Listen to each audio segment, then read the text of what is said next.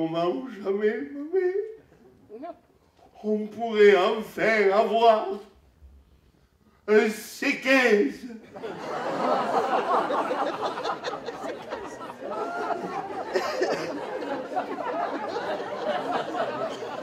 La salle est partagée. Il y a ceux qui savent et il y a ceux qui se doutent, vous voyez. J'aime ça, vous voyez. J'aime parce qu'on est du même monde, non de chien.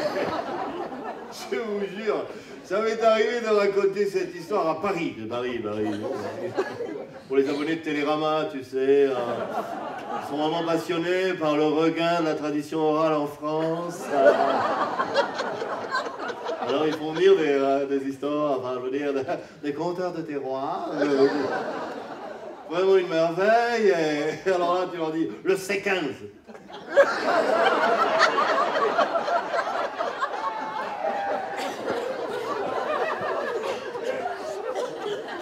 Claire Odile, vous connaissez le C15? Je crois que c'est une nouvelle molécule. Voilà, alors que vous, vous, je vous fous le C15, vous savez ce que c'est que le C15. Oui, alors, pour ceux qui auraient oublié, le C15 est une voiture, c'est la voiture, c'est le véhicule, d'ailleurs, c'est mal le C15, c'est un C15, c'est la voiture rurale par excellence, le C15. Vous avez tous déjà vu un C15, même si vous êtes persuadés du contraire, vous avez tous vu un C15. Je sais qu'il y a parmi vous des kangouistes, des expressologues en tout genre, mais seul compte le C15 sur les routes ici, on compte. Vous l'avez tous vu le soir, quand vous êtes à la bourre. C'est-à-dire, t'as la voiture qui va bien en Périgord, tu sais, c'est le 4x4, tu sais, avec le GPS, le RDS, l'ABS, la carte du PS, tu as tout, tu sais. Là, mon vieux, là, tu peux la garder, tu vois, là. Seulement, tu es à la bourre pour aller au spectacle. Tu vas, tu sais qu'à Saint-André, là, c'est un spectacle magnifique de Livero, tu y vas. Et à ce moment-là, le C15. Au milieu du C15. Blanc. Blanc comme tous les fantômes nocturnes. Blanc. Enfin, blanc. Ouais, blanc grisé, blanc un peu passé, vous voyez, blanc. Blanc C15, c'est une couleur, hein, blanc C15, avec la bave de gasoil sur le côté. Avec la barre noire à l'arrière, l'option paille dans les portes, vous voyez. Et surtout, ça ne faut pas oublier, à l'arrière, l'autocollant, paf, Fédération de la chasse. Le C15, tu vois, le C15. Je te décris que l'arrière du C15.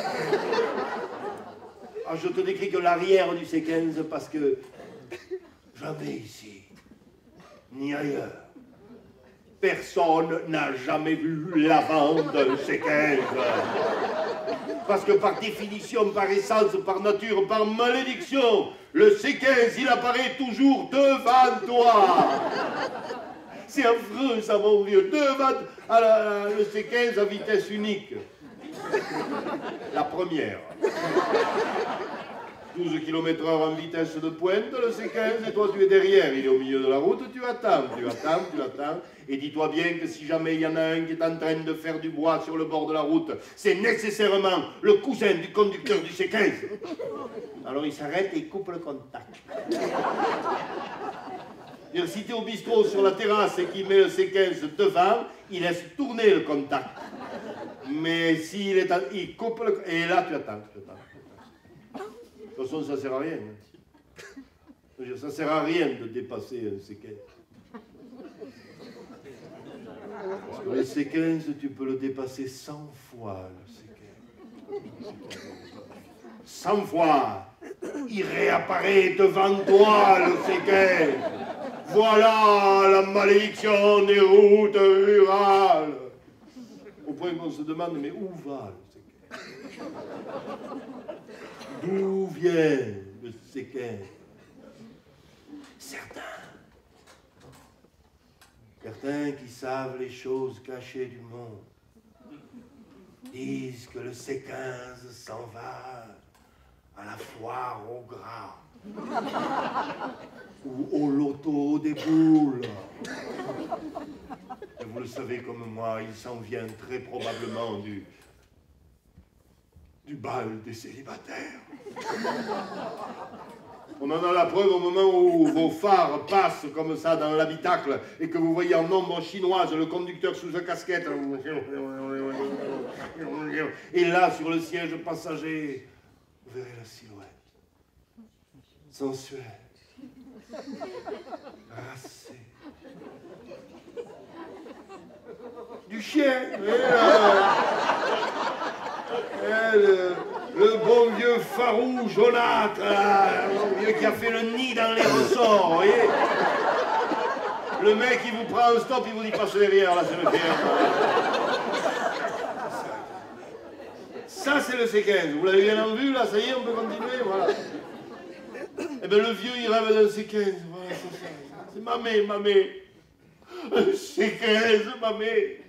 Fernand, dit-elle, rabat-joie, tu n'as pas le permis. C'est dur, la vie à la campagne. Ouais.